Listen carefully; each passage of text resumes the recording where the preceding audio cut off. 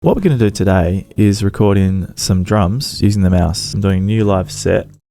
Basically, when we start up our new live set, we're probably going to have a piano and a drum kit, the way we've got things set up.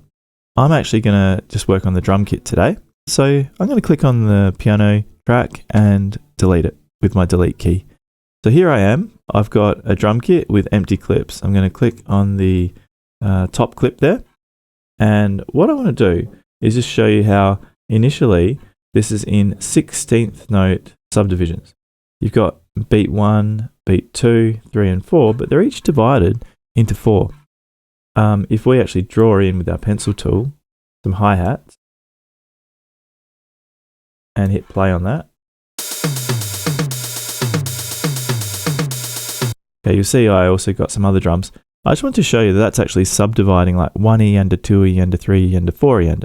So let's wipe all that out, delete that. What we're going to start with is only using quarter notes or crotchets. So I right clicked down in this grey space and that brings up the menu. Change it to quarter note. All right, so the first beat we're going to do has our kick drum or bass drum on beat 1 and beat 3. Has a snare on beat 2 and 4.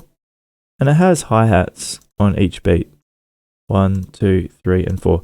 Now you see up here, 1, 1.2, 1.3 and 1.4. That reflects, the second beat of bar 1, third beat and fourth beat. Have a listen to this. Okay, so that's a basic rock beat using just quarter notes. If I actually go to my next clip, we are going to do eighth notes this time. So let's right click and change it to the fraction 1/8. Now the hi-hats are going to fall on every single subdivision. They can be called quavers or eighth notes. And we count that 1 and 2 and 3 and 4 and. With the bass drum and the snare drum, we only want them on basically beat 1 and beat 3 for the bass drum. And the snare, you might recall, was on beats 2 and 4. So have a listen to this. That one has the subdivisions. The hi-hat plays all the eighth notes. And this other one, that only has quarter notes or crotchets. So most of the time, we're probably going to want our hi-hats to be subdividing on eighth notes. But let's have a look. If we actually wanted to do like a disco kind of flavor, we might actually go as far as having the hi-hat do all 16th notes. Now I'll roughly draw that in. Pretty poor. I'll just fix up those ones. Now, do you notice I've got the pencil tool? That makes drawing a little bit quicker than if you don't have the pencil tool, you got to double click it. So check this out. Turn off the pencil tool. I would have to double click, but you can actually move things. Let's add our bass drum on beats 1 and 3 and add our snare drum on beats 2 and 4 and have a listen to this. Cool. And you might get fancy, like come back to this eighth note one. What if we actually want an open hi-hat, which is all the way up here? I checked the name over here, open hi-hat.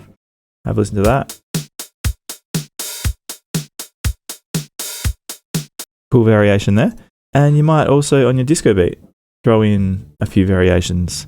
Oh, hey, look, I actually did them all on the open to start with. Sorry, guys. Let's fix that up. Why don't I throw those ones onto open hi-hats?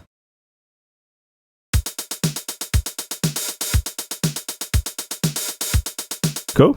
And then I'm going to duplicate that track and I'm going to turn it into a 4 on the floor, meaning the kick drum is actually going to play on all 4 beats. And I should actually be clicking the play button right here. Okay, so I could actually even rename these.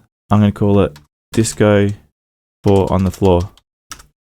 The other one, I'm going to call Disco. The reason I call it disco is because the disco style usually had those 16th note hi-hats. And this one here is just a basic backbeat, which is that kind of beat from Billie Jean by Michael Jackson.